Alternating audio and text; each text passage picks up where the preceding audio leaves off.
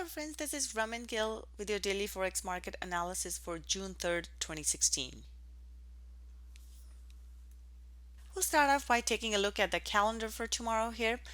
Starting the morning off, we have services PMI numbers out of the Eurozone, and then at 4:30 a.m. Eastern, we have British Pound services PMI number. Going into the New York session here, we have trade balance for Canadian dollar and labor productivity numbers. And most importantly here, we have non-farm employment numbers coming out tomorrow. This is a hugely important number as it will have a big impact on Fed's decision whether to raise rates or not. And because of that, the entire market will be watching these numbers. Generally, there's a lot of volatility in the markets when the non-farm payroll numbers come out. So be very, very careful with that. And then finally, we have ISM non-manufacturing PMI numbers coming out at 10 o'clock for the US dollar.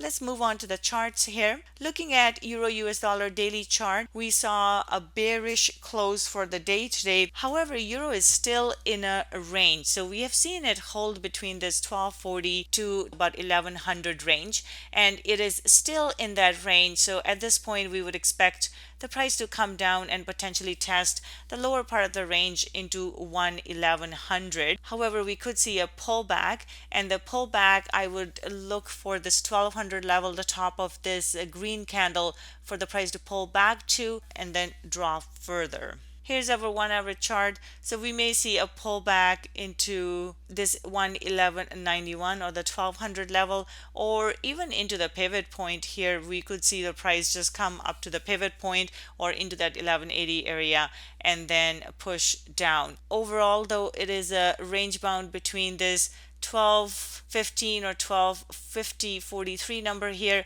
and to the downside we have 11100. Pound US dollar here, we had a very small candle close. We have seen a big huge drop for the British pound this week.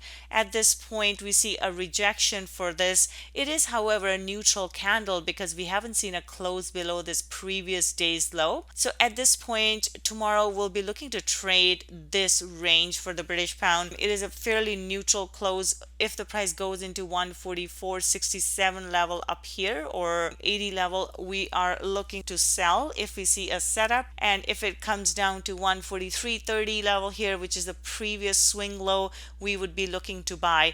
There should be some buy orders stacked down here. If the price does come down, we will look to take a buy setup if we see one. Looking at the 1 hour chart here, we saw that the price went and tested 44.67 today and then dropped. So if we see the price go and test this level again and we see reversal setup, would be looking to sell into this level. And in the bottom, if we do see price come into 143.33, which is also our S3 here, we would be looking for a reason to buy if we do see a good setup. Looking at the New Zealand US dollar here, we have seen a very neutral close for the day, and at this point it looks like the price did try to push down lower. However, it got rejected and now we are seeing a push to the upside here.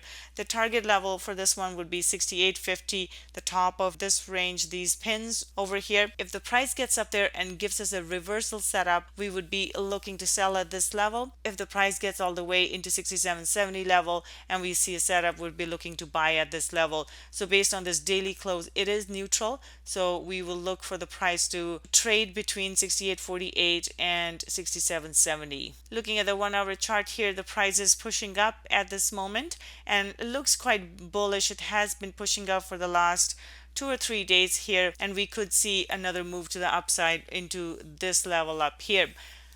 However, if it does break up higher, we are looking at this pin here, 6900 or 6920 level. That will be the next stop for New Zealand dollar. Aussie US dollar here, we are still trading in this range, although we have shifted to the upper side of the range. We did see a bearish candle close for Australian dollar, and as a result we'll be looking for a further move to the downside. However, we may see a pullback into 72.68 or all the way into 7300 to the top of this range. We could see the price extend over there, and then we'd look for a reversal setup at one of these levels. The bias is to the downside, and our target would be 71.50 here. Looking at the 1 hour chart, this is the level we're watching, 72.70. If we see the price go up there and gives us a reversal setup, we will look to short that. Or if it gets up higher into 7300 here, which is also our R2 level, we'll look for price to pull back from there. And to the downside, we may see the price come into 71.50, and before that we are looking for 71.80 level approximately. Moving on to dollar CAD here, we did see the price pushing up. However, the move is getting very compressed, kind of like this, where the price was trying to, it didn't really go anywhere and then drop. So we're seeing a similar compressed move to the upside here.